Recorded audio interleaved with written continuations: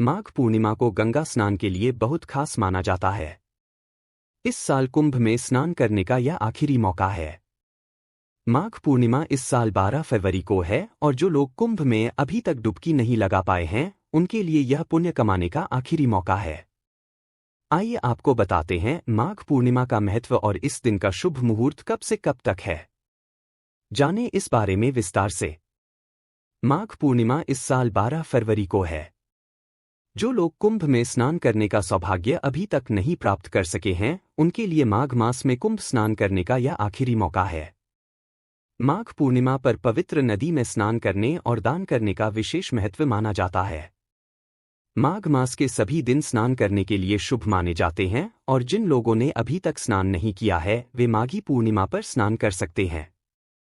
माघ पूर्णिमा की तिथि को लेकर लोगों के मन में भारी कन्फ्यूजन बना हुआ है कि यह 11 फरवरी को है या फिर 12 फरवरी को। आइए दूर करते हैं आपका कन्फ्यूजन और जानते हैं माघ पूर्णिमा का महत्व और तिथि। माघ पूर्णिमा कब है? माघ पूर्णिमा 12 फरवरी को मनाई जाएगी। पंचांग के अनुसार पूर्णिमा तिथि 11 फरवरी शाम 6:55 से शुरू होगी। यह 12 फरवरी शाम 7:22 तक होगी।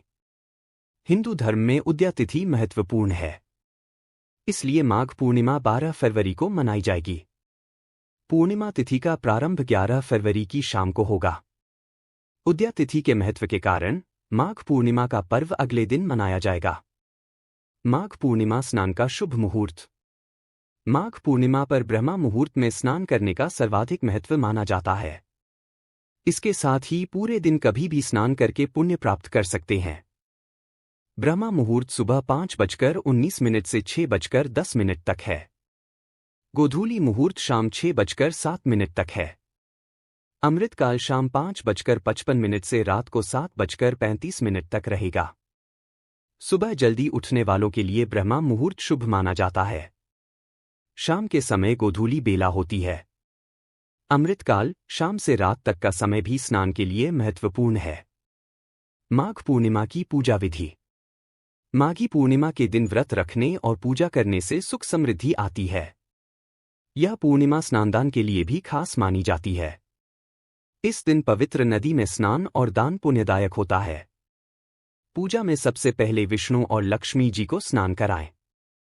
फिर उन्हें नए वस्त्र पहनाएं। पूजा स्थल को फूलों से सजाएं। सुंदर रंगोली बनाएं। पूजा में 16 श्रृंगार का विशेष महत्व है। इससे माता लक्ष्मी प्रसन्न होती हैं। विष्णु जी को तुलसी दल जरूर अर्पित करें। दीपक जलाते समय ध्यान रखें कि वह घी का हो। आरती के बाद व्रत कथा सुने या पढ़े। इससे व्रत का पूरा फल मिलता है। भोग लगाने के बाद प्रसाद सभी में बांटें। इस दिन गरीबों और जरूरतमंदों को दान करने से विशेष पुण्य मिलता है। इस पूजा और व्रत से जीवन में सुख, शांति और समृद्धि आती है। माघ पूर्णिमा का बाकी पूर्णिमाओं की तरह विशेष महत्व है। इस व्रत को करने से व्यक्ति की सभी मनोकामनाएं पूरी होती है। माघ पूर्णिमा पर इस पौराणिक कथा का पाठ जरूर करना चाहिए। इसके बिना व्रत अधूरा माना जाता है। माघ पूर्णिमा की पौराणिक कथा। माघ पूर्णिमा की पौराणिक कथा के अनुसार एक नगर में धनेश्वर नाम के एक ब्राह्मण रहता था। उसकी पत्नी का नाम रूपवती था, जो कि बहुत ही पतिव्रता और सर्वगुण संपन्न थी। लेकिन उन्हें कोई संतान नहीं थी, इसलिए वो दोनों बहुत चिंतित रहते थे। एक बार उस नगर में एक महात्मा आए। उन्होंने उस नगर के सभी घरों से दान लिया, लेकिन धनेश्वर की पत्नी जब भी उन्हें दान देने जाती तो वो उसे लेने से मना कर देते थे। एक दिन धनेश्वर महात्मा के पास गया और उसने पूछा कि हे महात्मन, आप नगर के सभी लोगों से दान लेते हैं, लेकिन मेरे घर से नहीं लेते हैं।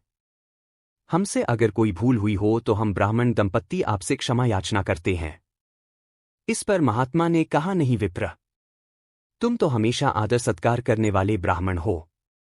तुमसे भूल तो कभी भी नहीं हो सकती है। महात्मा की बात सुनकर धनेश्वर हाथ जोड़कर बोला, हे मुनिवर, फिर आखिर क्या कारण है? कृपया हमें उससे अवगत कराएं। इस पर महात्मा बोले, हे विप्र, तुम्हारे कोई संतान नहीं है। जो दंपति निसंतान हो उसके हाथ से भिक्षा कैसा ग्रहण कर सकता हूं? तुम्हारे द्वारा दिया गया दान लेने के कारण मेरा पतन हो जाएगा। बस यही कारण है कि मैं तुम्हारे घर से दान स्वीकार नहीं करता। महात्मा के ऐसे बोल सुनकर धनेश्वर उनके चरणों में गिर पड़ा और विनती करते हुए बोला, हे महात्मन, संतान न होना ही तो हम पति पत्नी के जीवन की सबसे बड़ी निराशा है। यदि संतान प्राप्ति का कोई उपाय हो तो बताने की कृपा करे मुनिवर। ब्राह्मण का दुख देखकर महात्मा बोले, हे विप्र, तुम्हारे इस कष्ट का एक आसान तरीका है। तुम्हें 16 दिनों तक श्रद्धापूर्वक काली माता की पूजा कर उन्हें प्रसन्न करना होगा, तो उनकी कृपा से अवश्य तुम्हें संतान की प्राप्ति होगी। इतना सुनकर धनेश्वर बहुत खुश हुआ। उसने महात्मा का आभार प्रकट किया और घर आकर पत्नी को सारी बात बताई। इसके बाद धनेश्वर मां काली की उपासना के लिए वन चला गया। ब्राह्मण ने पूरे 16 दिन तक काली माता की पूजा की और उपवास रखा। उसकी भक्ति देखकर और विनती सुनकर काली माता ब्राह्मण के सपने में आई और बोली, हे धनेश्वर, तू निराश मत हो। मैं तुझे संतान के रूप में संतान की प्राप्ति का वरदान देती हूं, लेकिन 16 साल की अल्पायु में ही उसकी मृत्यु हो जाएगी। काली माता ने कहा, यदि तुम पति पत्नी विधिपूर्वक 32 पूर्णिमा का व्रत करोगे तो तुम्हारी संतान दीर्घायु हो जाएगी। प्रातःकाल जब तुम उठोगे तो तुम्हें यहां आम का एक वृक्ष दिखाई देगा। उस पेड़ से एक फल तोड़ना और ले जाकर अपनी पत्नी को खिला देना। शिव जी की कृपा से तुम्हारी पत्नी गर्भवती हो जाएगी। इतना कहकर माता अंतर्ध्यान हो गईं। प्रातःकाल जब धनेश्वर उठा तो उसे आम का वृक्ष दिखा जिस पर बहुत ही सुंदर फल लगे थे। वो काली मां के कहे अनुसार फल तोड़ने के लिए वृक्ष पर चढ़ने लगा। उसने कई बार प्रयास किया लेकिन फिर भी फल तोड़ने में असफल रहा। तभी उसने गणेश भगवान का ध्यान किया और गणपति की कृपा से इस बार वो वृक्ष पर चढ़ गया और उसने फल तोड़ लिया। धनेश्वर ने अपनी पत्नी को वो फल दिया जिसे खाकर वो कुछ समय बाद गर्भवती हो गई। दंपत्ति काली मां के निर्देश के अनुसार हर पूर्णिमा पर दीप जलाते रहे। कुछ दिन बाद भगवान शिव की कृपा हुई और ब्राह्मण की पत्नी ने एक सुंदर बेटे को जन्म दिया जिसका नाम उन्होंने देवीदास रखा। जब पुत्र 16 वर्ष का होने को हुआ तो माता पिता को चिंता होने लगी कि इस वर्ष उसकी मृत्यु न हो जाए। इस पर उन्होंने देवीदास के मामा को बुलाया और कहा, तुम देवीदास को विद्या अध्ययन के लिए काशी ले जाओ और 1 वर्ष बाद वापस आना। दंपत्ति पूरी आस्था के साथ पूर्णिमासी का व्रत कर पुत्र के दीर्घायु होने की कामना करते रहे। काशी प्रस्थान के दौरान मामा भांजे एक गांव से गुजर रहे थे। वहां एक कन्या का विवाह हो रहा था। विवाह होने से पूर्व ही उसका वर अंधा हो गया। तभी वर के पिता ने देवीदास को देखा और मामा से कहा, तुम अपना भांजा कुछ समय के लिए हमारे पास दे दो।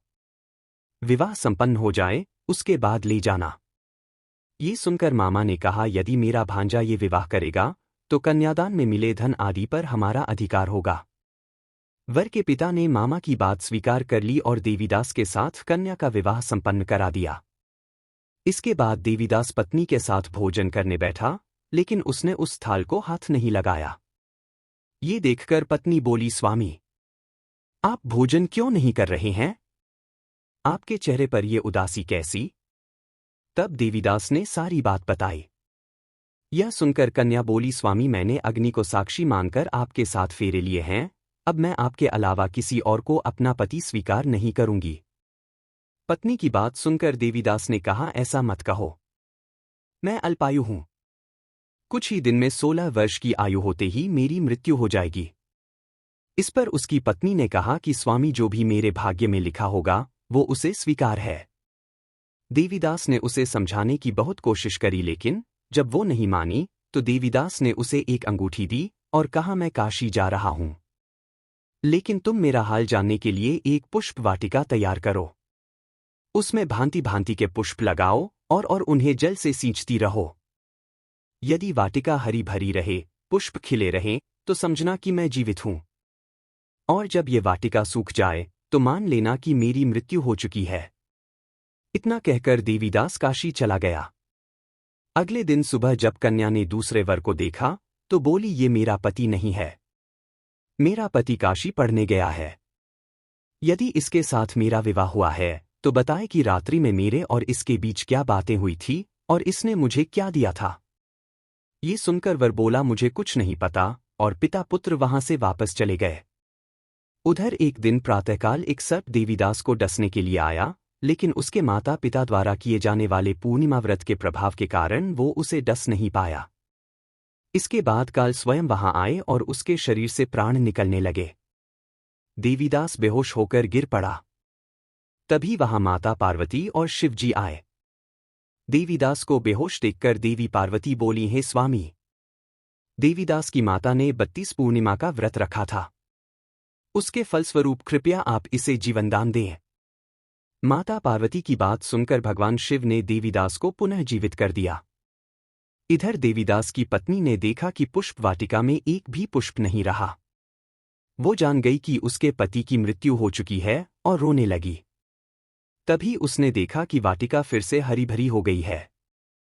ये देखकर वो बहुत प्रसन्न हुई। उसे पता चल गया कि देवीदास को प्राणदान मिल चुका है। जैसे ही देवीदास 16 वर्ष का हुआ, मामा भांजा काशी से वापस चल पड़े।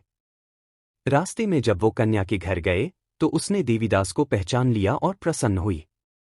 धनेश्वर और उसकी पत्नी भी पुत्र को जीवित पाकर हर्ष से भर गए। पौराणिक मान्यता है कि जो व्यक्ति श्रद्धापूर्वक पूर्णिमा का व्रत रखती हैं और कथा सुनती हैं, उन्हें संतान का सुख मिलता है और सारी मनोकामनाएं पूरी होती है।